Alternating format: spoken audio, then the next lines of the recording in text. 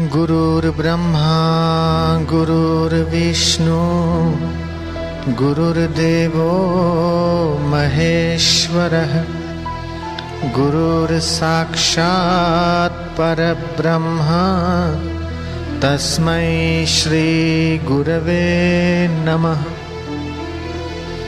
ध्यानमूलं गुरुर्मूर्ति पूजामूलं गुरुर्पदं मन्त्रमूलं गुरुर्वाक्यं मोक्षमूलं गुरुर्कृपा।